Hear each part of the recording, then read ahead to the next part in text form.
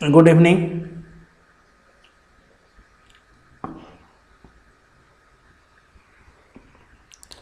Sound में सब clear है? तो आज हम लोग सेट के बारे में पढ़ेंगे। ये आपका चैप्टर 1 है एनसीईआरटी में, और 11th का पहला चैप्टर बोला जाता है। तो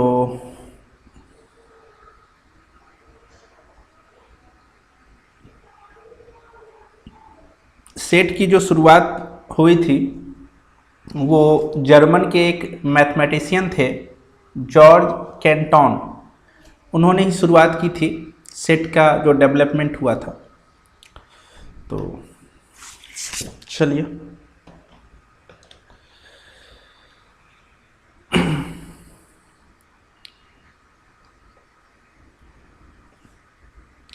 set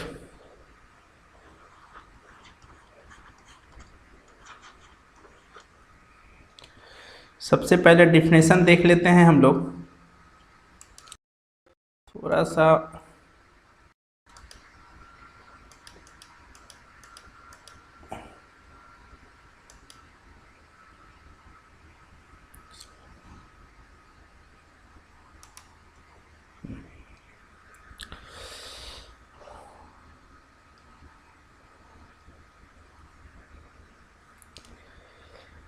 a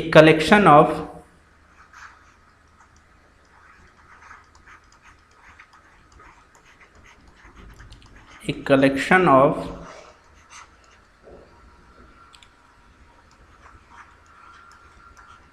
well defined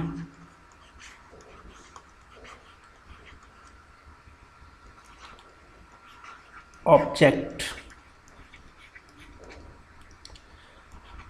is called set. Simple definition एक हम बताए। इसमें सबसे बात जो है सर, ये बताइए कि मेन है वेल डिफाइंड क्या है। वेल डिफाइंड ऑब्जेक्ट बोले या वेल डिफाइंड एलिमेंट बोले, आप ये बताइए वेल डिफाइंड का मतलब क्या होता है। उसी को हम लोग सेट बोलते हैं, वेल डिफाइंड। तो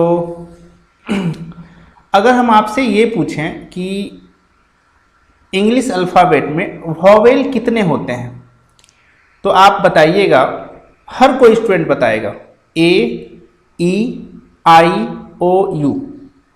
क्या? अच्छा, हर कोई ये बताइएगा ए, ई, आई, ओ, यू, कोई बात नहीं। आप उसके बाद ये बताइए आप कि सबसे अच्छा पूरे वर्ल्ड में दो सबसे बेस्ट बैट्समैन का नाम क्या है। मेरा ये क्वेश्चन है। तो आप लोगों में से हर का जवाब जो होगा वो अलग अलग आएगा, तो उसको हम लोग वेल डिफाइंड नहीं बोलेंगे। जो भी हम क्वेश्चन पूछेंगे, अगर उसका आंसर हर कोई वही देता है, वॉवेल 5 होते हैं।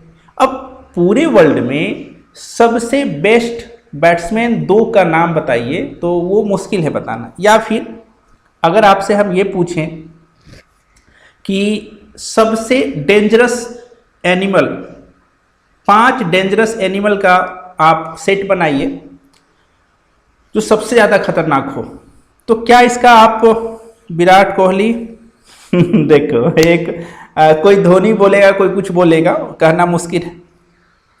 चलिए, तो वेल डिफाइंड के बारे में हम लोग डिटेल में चर्चा करेंगे। वेल डिफाइंड होना चाहिए। क्या होना चाहिए? Well defined. तो वेल डिफाइंड के बारे में हम लोग चर्चा कर लेते हैं थोड़ा सा। दूसरा पॉइंट लिख लेते हैं। दूसरा पॉइंट इसी में, सेट आर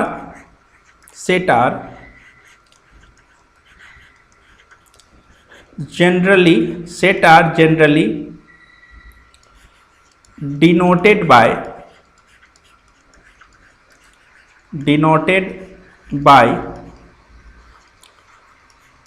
capital letter। ये माना गया है letters A B C D कहाँ तक, जेड तक। अब वो सेट को किसी न किसी से तो दर्शाना था, रिप्रेजेंट करना था, डिनोट करना था। तो एक नियम बना दिया गया कि सेट को अगर आपको डिनोट करना है तो आप कैपिटल लेटर ए से लेके जेड तक जो आपको अच्छा लगे उससे आप सेट को डिनोट कर सकते हैं। ये मान्यता बोल दिया गया। अब क्या है सर, हम लोग चर्चा कर लेते हैं किसके बारे में, तो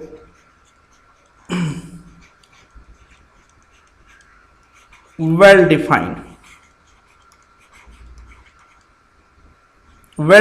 के बारे में हम लोग थोड़ा सा चर्चा कर लेते हैं। चलिए इसका आप लोग स्क्रीनशॉट ले लीजिए, फिर हम आगे बढ़ेंगे। स्क्रीनशॉट लिया जाए फिर हम लोग आगे बढ़ेंगे।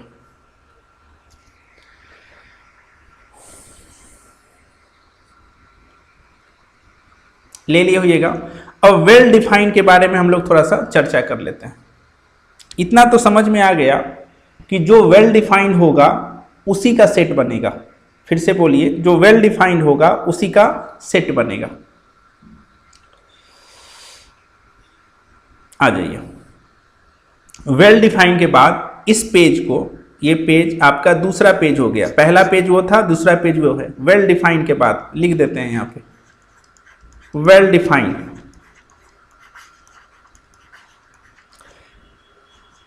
एक कोई पूछे कि सेट क्या है तो collection of well defined object. अब ये बताइए, odd natural number less than 10 क्या ये वेल डिफाइंड है? हाँ सर, हर कोई यही बोलेगा 1 3 5 7 9। आप किसी से भी पूछिएगा तो इसका आंसर यही होगा, हाँ ये वेल डिफाइंड है। अगर ये वेल डिफाइंड है तो इसका सेट भी बनेगा। द रिवर्स ऑफ इंडिया, आप ये बताइए इंडिया में कितने रिवर हैं? आपको पता है, बचपन से ही पढ़ाया जाता है। क्या ये वेल डिफाइंड है? हाँ ये तो है सर वेल डिफाइंड, और ये भी आपके वेल डिफाइंड है। ये वेल डिफाइंड का एग्जाम्पल हम दे रहे हैं।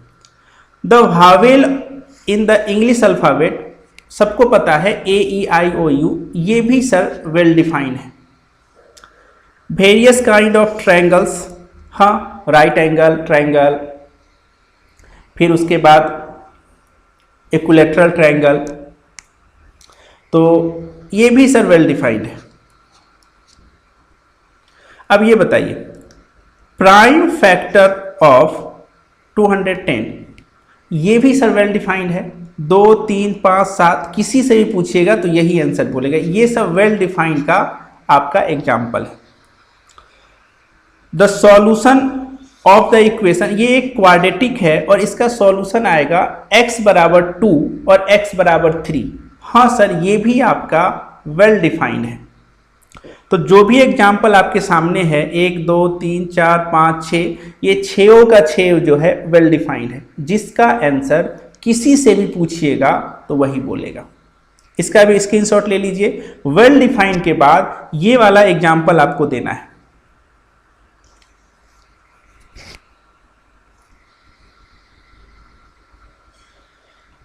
वेल डिफाइंड है तो सेट बनेगा, वेल डिफाइंड है तो सेट बनेगा। वेल डिफाइंड को समझना है, आंसर हर कोई एक दे, एक आंसर जिसका हो। आगे बढ़ते, इसमें बताइएगा आप, क्वेश्चन आपसे पूछा जा रहा है which of the following are set. इसका मतलब क्या हुआ सर, इसमें से कौन सा सेट है? सीधा बात है, जो वेल डिफाइंड होगा वो सेट होगा, और जो वेल डिफाइंड नहीं होगा उसका सेट नहीं बनेगा। अब ये बताइए, ये पहला, the collection of all the month of year beginning with letter J. आप ही बताइए, जनवरी जून जुलाई, किसी से भी पूछिएगा तो पूरे ईयर में 3 ही मंथ ऐसा होता है जिसका शुरुआत जे से होता है। हाँ सर ये वेल डिफाइंड है, वेल डिफाइंड है, और इसका सेट आप बना सकते हैं, इसका सेट आप बना सकते हैं। चलिए इसमें आ जाइए। The collection of 10 most talented writers of India. बताइए सबसे 10 ऐसे राइटर का नाम बताइए टैलेंटेड पूरे इंडिया में। क्या आप बता सकते हैं कौन टैलेंटेड है? ये कोई नहीं बता सकता है। कोई कुछ बताएगा, कोई कुछ बताएगा। यानी सर ये जो है ना, ये वेल डिफाइंड नहीं है। अगर ये वेल डिफाइंड नहीं है तो इसका सेट भी नहीं बनेगा। चलिए, a team of 11 best cricket batsman of the world. पूरे वर्ल्ड में आप 11 जो है एक क्रिकेट टीम बनाइए जो कि बेस्ट हो। नहीं सर, ये भी संभव नहीं है, ये भी संभव नहीं है और इसका भी सेट नहीं बनेगा। The collection of all boys in your class.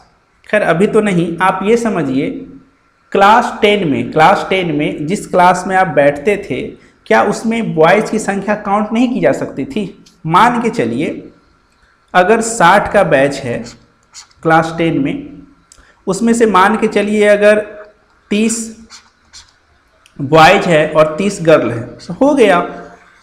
ये सर वेल डिफाइंड है, क्लास में हम लोग गिनती कर सकते हैं, ये वेल डिफाइंड है। आगे आ जाइए। The collection of all natural number less than 100।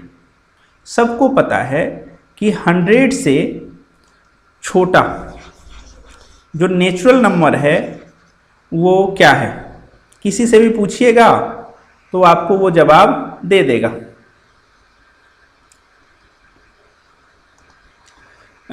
1 2 3 4 99 तक। हाँ सर, ये भी आपका वेल डिफाइंड है और इसका भी आप सेट बना सकते हैं। फिर आगे आ जाइए।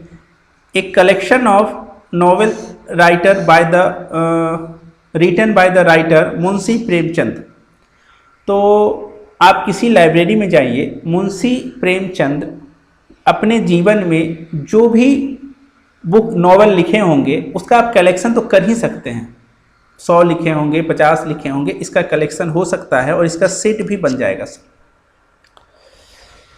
The collection of all even integer. All even integer जो है वो कौन कौन है? 2 4 6 8, माइनस में भी आ सकता है, ऐसा नहीं कि माइनस में नहीं जाएगा। इवन इंटीजर बोला है ना, हाँ इसका भी कलेक्शन हो सकता है। तो इसमें से दूसरा और तीसरा का सेट नहीं बनेगा, बाद बाकी सबका सेट बनेगा। ये आपका एक्सरसाइज 1.1 है, इसका भी स्क्रीनशॉट ले लीजिए। इतना एग्जाम्पल हम इसीलिए दिए कि आप वेल डिफाइंड को समझ पाएं, यही कारण था इतना एग्जाम्पल देने का।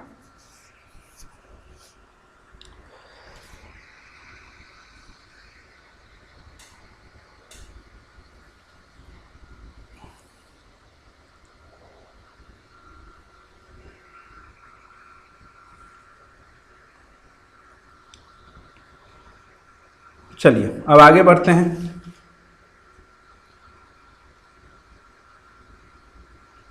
वेल डिफाइंड के बाद वो लिख लेना था आपको। अब आगे बढ़ते हैं। अब देखिए थोड़ा फास्ट चलेंगे, ये आप पढ़े भी हैं पहले से और बहुत आसान है, बहुत आसान।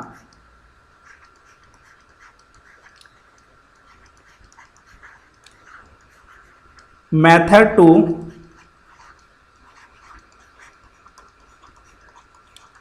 Right a set. Method to write a set. तो दो मेथड होता है सेट को लिखने का। आपके पास दो तरीका है। कौन कौन तरीका सर? एक तरीका का नाम है रोस्टेड और इसी को बोला जाता है टेबुलर फॉर्म।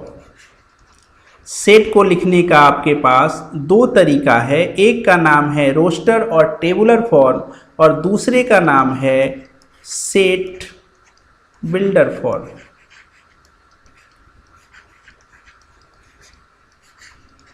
Builder form. अब ध्यान से देखिए, ये जो आपका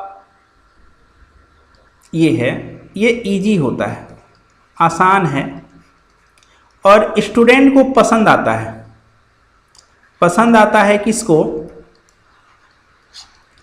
पसंद आता है, खैर ये सब मत लिखिएगा, स्टूडेंट को। और ये हार्ड होता है, और ये किसको पसंद आता है आप ही बता सकते हैं? पसंद आता है एग्जाम लेने वाले को। खैर ऐसे हम लिख दिए। सेट बिल्डर जो है वो कठिन होता है, टफ होता है, और ये आसान होता है। हमको सेट लिखना है, दो उपाय है आपके पास। स्टूडेंट इसमें लिखना चाहता है और एग्जामिनर हमेशा इसमें पूछेगा, कोई बात नहीं है। चलिए सबसे पहला हम लोग देखते हैं कौन सा, रोस्टर और टेबुलर फॉर्म। रोस्टर और tabular form.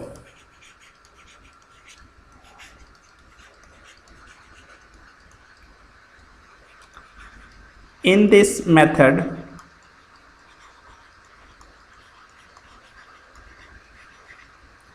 a set is described by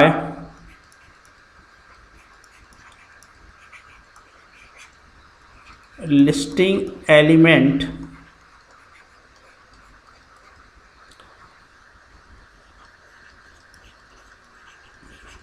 separated by commas and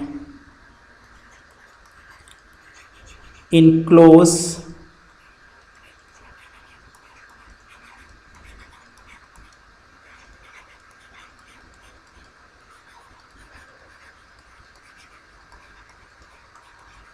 brackets. इस मेथड में क्या किया जाता है, देखिए इस मेथड में आपको एलिमेंट लिखा जाता है, ठीक है, और उस एलिमेंट को कोमा से आपको सेपरेट किया जाता है। कोमा से क्या करते हैं हम लोग, इसको सेपरेट करते हैं, और इनक्लोज बाय कर्ली ब्रैकेट। अच्छा एक चीज़ तो आपको पता है कि सेट को हम लोग कैपिटल लेटर से लिखते हैं, इसको बोलते हैं कर्ली ब्रैकेट। कर्ली ब्रैकेट हो गया AEIOU,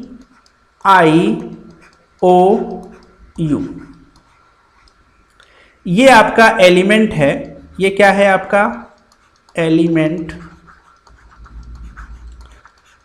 इसको हम लोग ब्रेसेस भी बोलते हैं और कर्ली ब्रैकेट भी, इसको ब्रेसेस बोलते हैं। ये आपका कोमा हो गया, कोमा हो गया। तो इस तरह कोई भी सेट अगर लिखा हुआ है, ये साफ साफ आपको दिखेगा कि AEIOU, इसमें 5 एलिमेंट है। कितना एलिमेंट है, कैसे लिखेंगे, number of element in B equal to 5। चलिए इसका स्क्रीनशॉट ले लीजिए।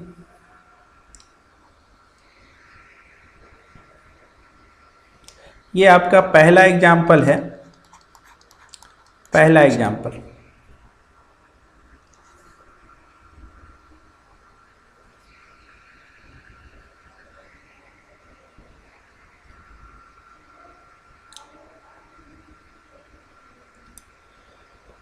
अब आगे बढ़ते हैं। दूसरा, रोस्टर फॉर्म में आप लिख रहे हैं तो आ जाइए इधर। एक दूसरा हम दे रहे हैं,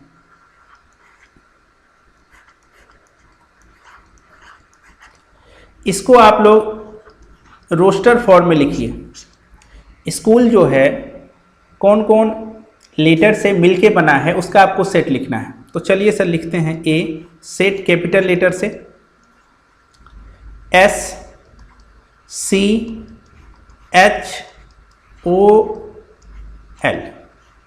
ब्रेसेस बंद। सर O तो 2 बार था, तो ध्यान रखना है एलिमेंट को रिपीट नहीं करना है, एलिमेंट को रिपीट नहीं करना है, इस बात का आपको ध्यान रखना है। जब भी आप सेट को लिखिएगा तो आपको एलिमेंट को रिपीट नहीं करना है। एक बार अगर आप ओ को लिख दिए आपका काम हो गया। अब कोई पूछेगा इसमें number of element, n A का मतलब क्या होता है? एन ए का मतलब हुआ number of element, number of element in set ए बराबर हो जाएगा 5। एक और देते हैं आपको,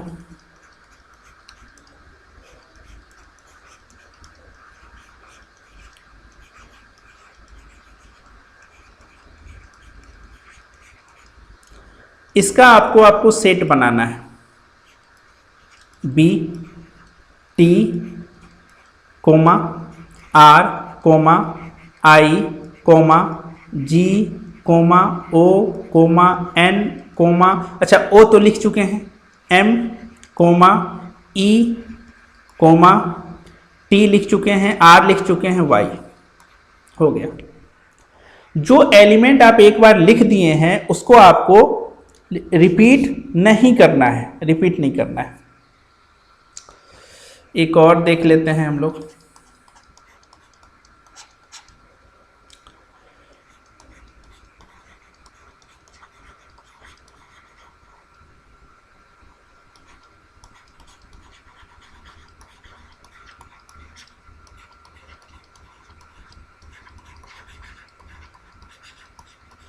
टेन। तो इससे जो, अच्छा ये कौन सा फॉर्म में है? रोस्टर और टेबुलर फॉर्म में। तो क्या हो जाएगा आपका 1 2 3 4 5 6 7 8 9, बस स्क्रीनशॉट लिया जाए। आप 2-3 चीज़ सीखे। एलिमेंट को रिपीट नहीं करना है, हर एलिमेंट के बाद आपको कोमा देना है, हर एलिमेंट के बाद कोमा देना है, और ये ब्रेसेस शुरू हुआ और ये ब्रेसेस बंद हो गया।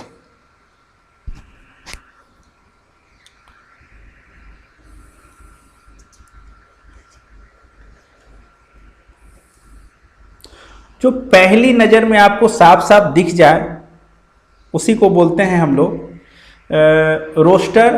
और टेबल पे देखिए लग नहीं रहा है, टेबल पे सजाया हुआ है, टेबल पे देखिए ये सजाया हुआ है, सब टेबल पे सजाया हुआ है, इसीलिए स्टूडेंट को अच्छा लगता है। आ जाइए अब आगे बढ़ते हैं थोड़ा सा इसी में सम इम्पॉर्टेंट, आप लोग को बहुत को ये सब पहले से पता भी होगा, नंबर सेट्स।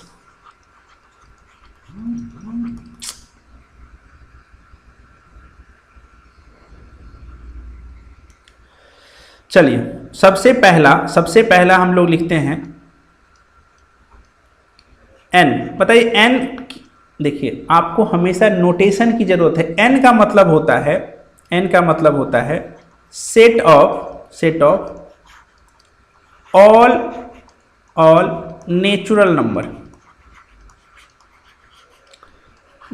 नंबर, जिसको आप गिनती कर सकते हैं, जिसको आप, ये सब पता ही होगा आपको।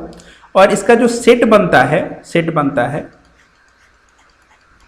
1 2 3 4 5 6 7 1 2 3। ध्यान दीजिए ये 3 डॉट का मतलब क्या हुआ? ये 3 डॉट का मतलब क्या होता है? सिंबल क्या होता है मैथ में? सर इस 3 डॉट का मतलब होता है, ये 3 डॉट का मतलब होता है सो ऑन। मतलब ये हुआ कोई अंत नहीं है, सो ऑन, अंत ही नहीं है। नेचुरल नंबर का शुरुआत तो 1 से होता है, लेकिन अंत कहाँ होता है नहीं पता। लेकिन 3 की जगह बहुत सारा ऐसा ऐसा दे दिया जाता है, ध्यान रखिएगा। कहीं भी 3 डॉट दिया रहे, सो ऑन, मतलब उसका अंत नहीं है। अच्छा, ये कौन सा सेट है सर? रोस्टर फॉर्म में लिखा हुआ है, वो अंत नहीं है। तो क्या इसको हम ऐसा लिख सकते हैं? किस फॉर्म में लिखा हुआ है? तो सर ये रोस्टर फॉर्म में लिखा हुआ है, रोस्टर फॉर्म में। और ये एक ऐसा सेट है जिसका अंत नहीं है। तो क्या अंत नहीं है तो क्या बोलेंगे हम लोग? Infinite set. एक नया चीज और सीखे आप, अगर 3 गो डॉट है, 3 डॉट है, तो वैसे सेट को हम लोग इनफाइनाइट सेट बोलते हैं।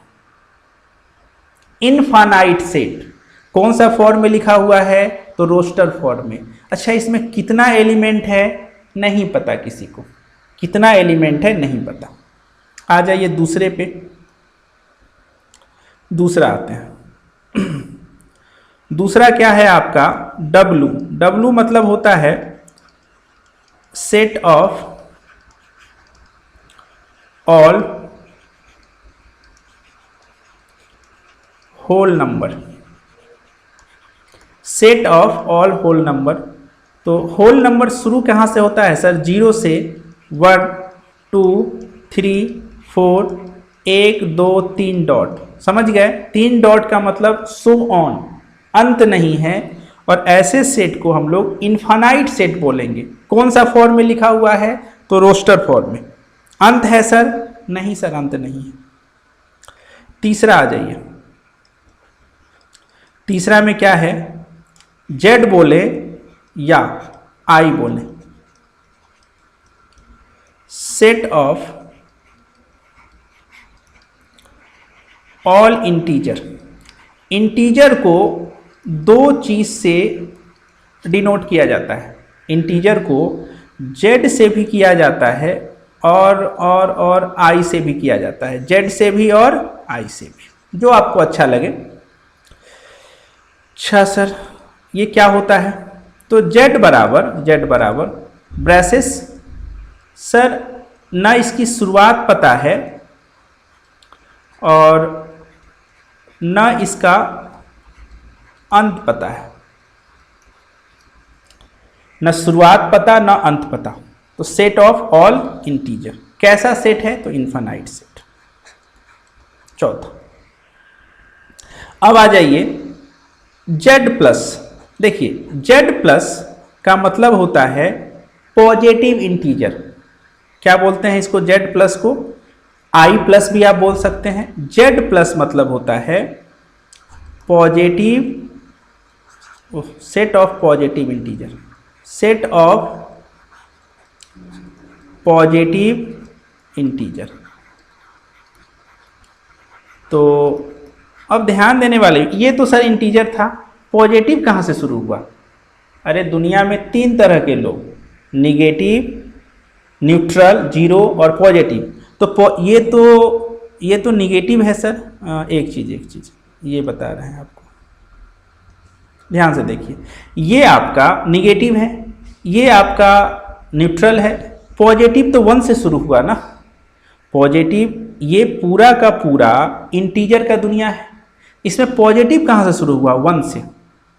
तो हम क्या बोलेंगे कि अगर सर जेड प्लस आप बोलते हैं तो क्या आप बोल सकते हैं 1 2 3 1 2 3 डॉट बंद। अरे सर इसी को तो बोला जाता है n। तो कहीं भी अगर पॉजिटिव इंटीजर बोला जाए तो आप समझ जाइएगा कि इसका मतलब नेचुरल नंबर होता है। काम की बात यहाँ लिख देते हैं नोट में। बहुत जगह इसको लैंग्वेज के तौर पे यूज करके स्टूडेंट को कंफ्यूज किया जाता है। Positive integer means, positive integer means क्या होता है? Natural number. आप कंफ्यूज मत कीजिएगा, पॉजिटिव इंटीजर का मतलब नेचुरल नंबर होता है और इसकी शुरुआत 1 से होती है। 4 सेट अभी बताए, नोटेशन याद रखिएगा, सब का सब इनफाइनाइट सेट है। क्यों सर? 3 गो डॉट के कारण, सो ऑन। चलिए स्क्रीनशॉट लिया जाए।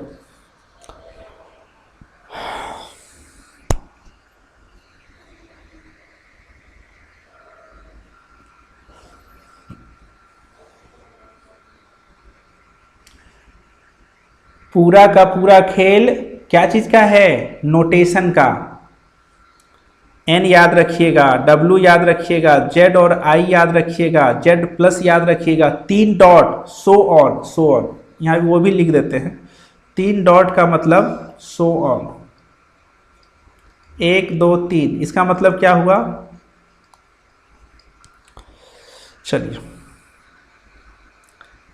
5वें पे आ जाते हैं।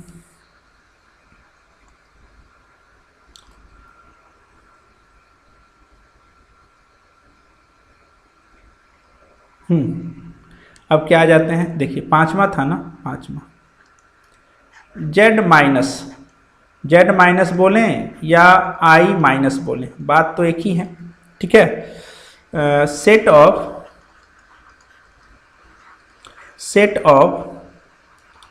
All negative integer.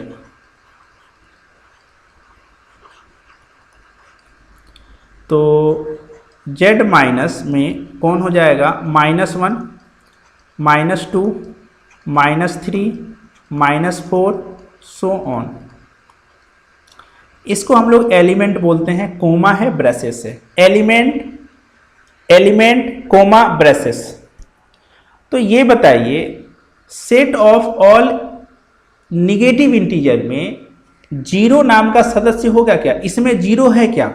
यस और नो में जल्दी से बताइए, तब तक हम आगे लिखते हैं। 6ठा नंबर, Z0 या I0, Z0 या I0, the set of all non zero integer.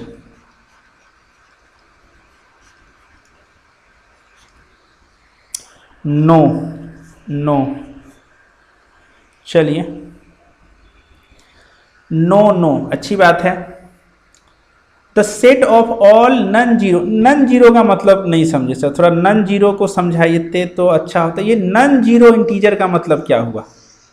None zero integer को हम लोग डिनोट करते हैं, देखिए Z0 या I0 से। ये नन जीरो इंटीजर का मतलब क्या हुआ? थोड़ा आसान भाषा में समझाइए। तो सर नन जीरो इंटीजर का मतलब होता है, देखिए नन जीरो इंटीजर का मतलब होता है इंटीजर में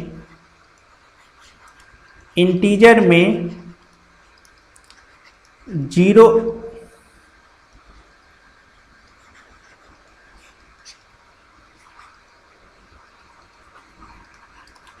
रिमूव करना। मतलब ये Z0 का मतलब हुआ, देखिए ध्यान से, dot dot dot -3, -2, -1, 1, 2 dot dot dot, कौन नहीं है इसमें? तो जीरो नहीं है sir. The set of all non zero integer का मतलब होता है इंटीजर में जीरो को रिमूव करना। और इसको ऐसे भी लिखा जाता है, Z0 को लिखने का तरीका है Z में से जीरो को हटा लीजिए, ये भी एक तरीका है, सीख लीजिए। Z0 बराबर होगा Z में से जीरो को हटा लेना, भगा देना।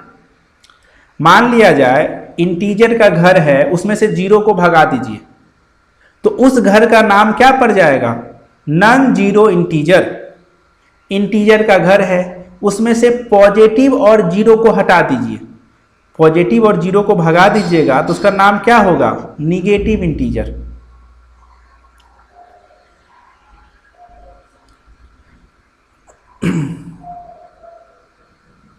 चलिए 7 नंबर में आता है Q, the set of all rational number, rational number 10th में भी आप लोग पढ़े होंगे, P by Q such that PQ belongs to integer और Q not equal to 0। अच्छा ये बताइए, अभी तक हम 6 गो सेट लिखे, एक सातवां ये है, सातवां जो लिखे हैं, आप ये बताइए ये सातों में ये सातवां है आपका, ये जो हम सेट को लिखे हैं ये रोस्टर में तो नहीं है सर, रोस्टर में नहीं है, और आपको देखने में भी थोड़ा सा अजीब लगेगा। P by Q ये क्या है सर, PQ ये क्या है सर, ये जो ना समझ में आए ना, इसी को बोला जाता है सेट बिल्डर। 6 तक हम लोग रोस्टर फॉर्म में लिखे थे, लेकिन इसको क्या लिखे, बिल्डर फॉर्म में। आप ऐसे समझिए, P by Q का फॉर्म होना चाहिए, PQ इंटीजर होना चाहिए और डिनोमिनेटर में 0 नहीं होना चाहिए। खैर रेशनल नंबर के बारे में डिटेल से हम बताएंगे। ये जो डिफिनेशन आप देख रहे हैं ना, ये उतना सही भी नहीं है, जो डिफिनेशन हम लिखाए हैं ये एग्जैक्ट सही नहीं है, ठीक है। 10th में आप पढ़ते थे P by Q का फॉर्म में होना चाहिए, एग्जाम में लिखते थे तो नंबर भी मिल जाता था, लेकिन ये एग्जैक्ट नहीं है। कोई बात नहीं, इस पे आगे हम लोग चर्चा करेंगे। अच्छा 7 नंबर हो गया, the set of all rational number. Screenshot लिया जाए।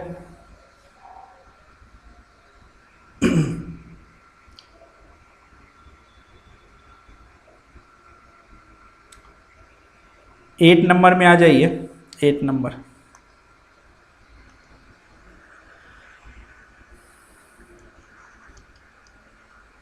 R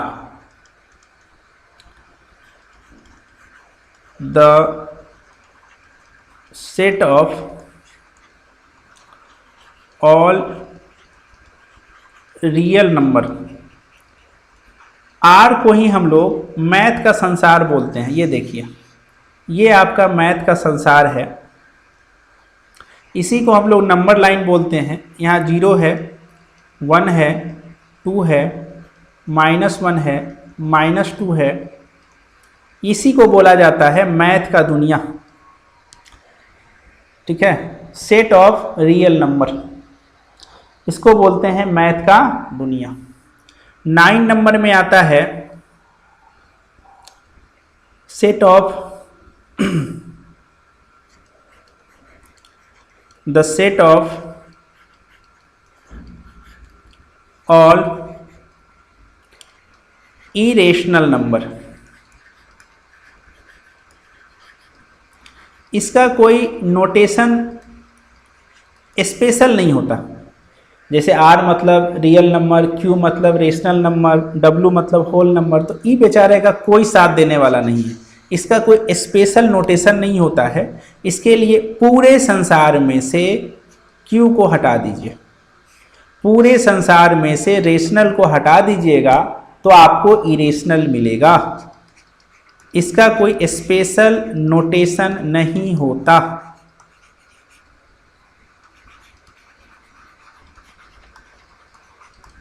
ठीक है।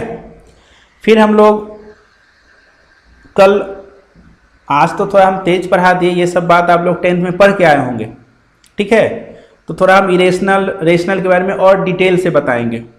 क्लास जिनके पास लिंक जाएगा, अब जिनके पास लिंक रहेगा, वैसे ग्रुप में हम लिंक भेज देते हैं, वही अब क्लास कर पाएंगे।